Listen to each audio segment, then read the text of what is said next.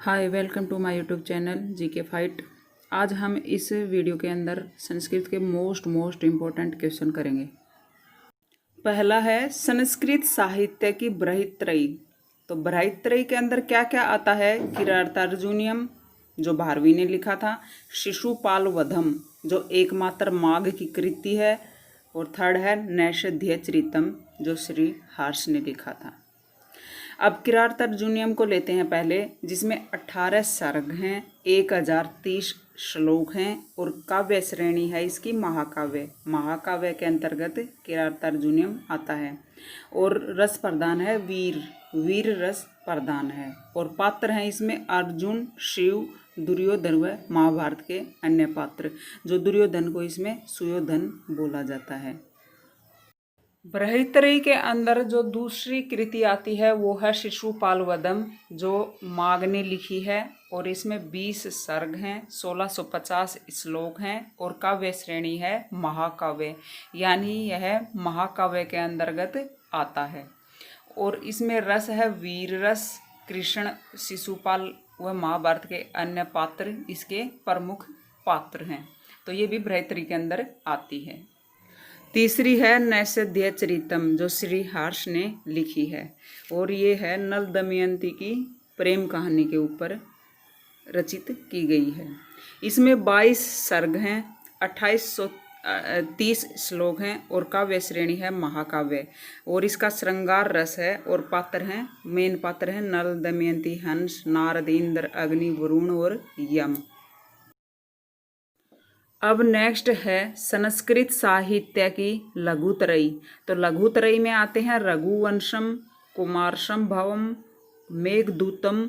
ये तीनों कालिदास ने लिखा है, और कालिदास को इतिहास में उपमा के लिए प्रसिद्ध माना जाता है।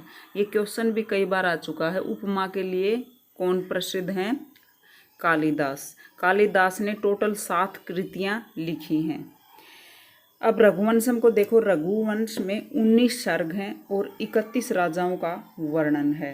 कुमार संभव और रघुवंश दोनों महाकाव्य के अंतर्गत आते हैं, और कुमार संभव कालिदास का प्रथम महाकाव्य है।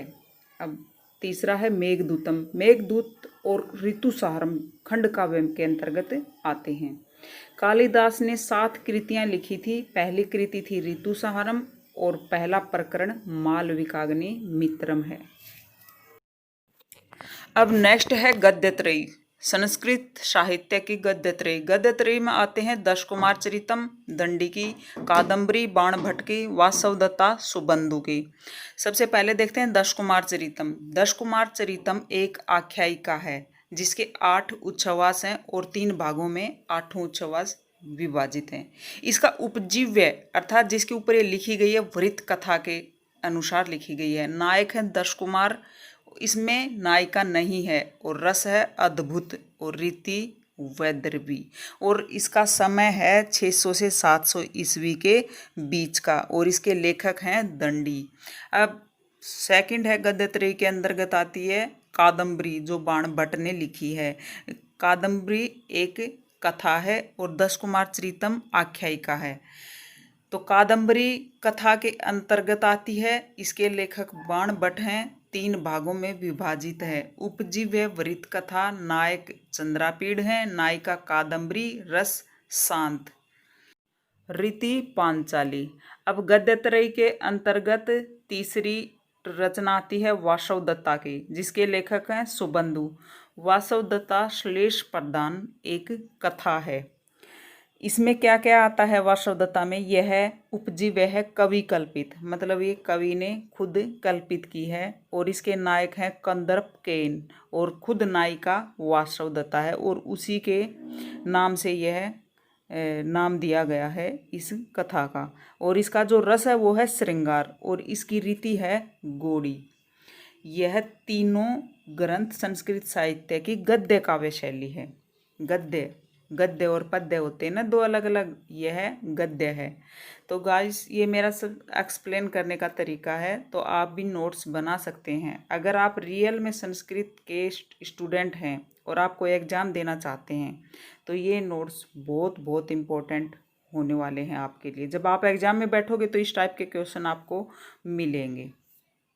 तो प्लीज़ दोस्तों वीडियो को लाइक कीजिए, सब्सक्राइब करिए और शेयर भी कर सकते हैं। अब नेक्स्ट है संस्कृत साहित्य की प्रस्थानत्रयी। इस प्रस्थानत्रयी में आते हैं गीता, उपनिषद और ब्रह्मसूत्र। कौन कौन से हैं प्रस्थानत्रयी में? गीता, उपनिषद, ब्रह्मसूत्र। अब नेक्स्ट है संस्कृत साहित्य के पंच महाकाव्य। तो संस्कृत साहित्य के पंच महाकाव्य हैं रघुवंशम, कुमार संभव, ये दोनों हैं कालिदास के महाकाव्य हैं। किरातार्जुनीयम, शिशुपाल वधम, नैषधीय चरितम। जो अभी पीछे पढ़ा है ये है वृत्रयी के अंतर्गत आते हैं। किरातार्जुनीयम लिखा था भारवी ने, शिशुपाल वधम माघ ने और नैषधीय चरितम श्री हर्ष ने। ये पंच महाकाव्य बड़े महाकाव्यों में आते हैं। कुमार संभव में 17 सर्ग आते हैं और रघुवंश में 19 सर्ग 31 राजाओं का जिक्र है। किरातार्जुनीयम में 18 सर्ग हैं और शिशुपाल वधम में 20 सर्ग हैं और नैषधीय चरितम में 22 सर्ग हैं। कई बार एग्जाम में छंद पूछ लिए जाते हैं और महाकाव्यों के छंद हमें पता जरूर होने चाहिए। किरातार्जुनीयम का छंद है वंशस्थ, शिशुपाल वधम मालिनी छंद, नैषधीय चरितम उपजाति छंद। अब नेक्स्ट इंपॉर्टेंट क्वेश्चन है संस्कृत साहित्य के मुनित्रय। मुनित्रय में कौन कौन हैं? पाणिनि, कात्यायन को वरुचि भी बोलते हैं, और पतंजलि। पाणिनि ने अष्टाध्यायी लिखी थी, कात्यायन ने अष्टाध्यायी के ऊपर वार्तिक लिखी थी और पतंजलि ने योग दर्शन दिया था। मुनित्रय के अंतर्गत कौन कौन से ऋषि मुनि आते हैं? पाणिनि, कात्यायन और पतंजलि। अब नेक्स्ट है इम्पोर्टेंट संस्कृत साहित्य के प्रमुख कवियों की उपाधियां या उपनाम। इन लेखकों को क्या क्या उपाधि मिली हुई है, मतलब निक नेम क्या क्या हैं? सरस्वती वर्धय पुत्र, कवि कुल चूड़ामणि, दीप शिखा, कवि कुल गुरु, ये सब किसके नाम हैं? कालिदास के। सरस्वती वर्धय पुत्र, कवि कुल चूड़ामणि, दीप शिखा, कवि कुल गुरु कालिदास के उपनाम हैं। दीप शिखा बहुत ज़्यादा इम्पोर्टेंट है। अब नेक्स्ट है रत्नाकर आदि कवि महर्षि वाल्मीकि को बोला जाता है। आतपत्र दामोदर भारवी को बोला जाता है। भारवी को क्या क्या बोला जाता है? आतपत्र और दामोदर। घंटा माघ को बोला जाता है, जिनकी एकमात्र कृति है शिशुपाल वधम। किसने लिखी है? वो माघ ने। हास ज्वलन मित्र भास को बोला जाता है। तुरंग बाण पंचानन बाण भट्ट का उपनाम है। बाण भट्ट का भी इम्पोर्टेंट है। तुरंग बाण और पंचानन बाण भट्ट के उपनाम हैं। अब नेक्स्ट पेज पर है कृष्ण द्वैपायन, अंतरातप बादरायण, ये वेद व्यास के उपनाम हैं। स्वर्णाक्षी पुत्र अशोक घोष का उपनाम है। करणपुर मयूर भट्ट का उपनाम है। नर भारती श्रीहर्ष का उपनाम है। मृगराज भट्टनारायण का उपनाम है। अभिनव पाणिनि चारुदेव शास्त्री का उपनाम है। अभिनव बाण अंबिका दत्त व्यास का उपनाम है। Abhinav Baan is very important. Ambika Datt Vyas का उपनाम पूछा जाता है कई बार, तो यह है अभिनव बाण। अब नेक्स्ट है संस्कृत साहित्य के कवियों की विशेष प्रसिद्धियां, कार्य या प्रसिद्ध कथन। उपमा कालिदासस्य भारवे अर्थगौरवम, दंडिन पदलालित्यम, मागे संति त्रयोगुणा। इसमें कहा गया है उपमा कालिदास प्रसिद्ध है। उपमा में भारवी, अर्थगौरव में दंडी, पदलालित्य और माघ में तीनों गुण हैं। यह कथन मल्लीनाथ ने दिया है। कालिदास उपमा में प्रसिद्ध हैं, अर्थ गौरव में भारवी और पद लालित्य में दंडी। और माघ में तीनों गुण हैं, उपमा, अर्थ गौरव और पद लालित्यम। श्री हर्ष को भी पद लालित्यम के लिए प्रसिद्ध माना जाता है।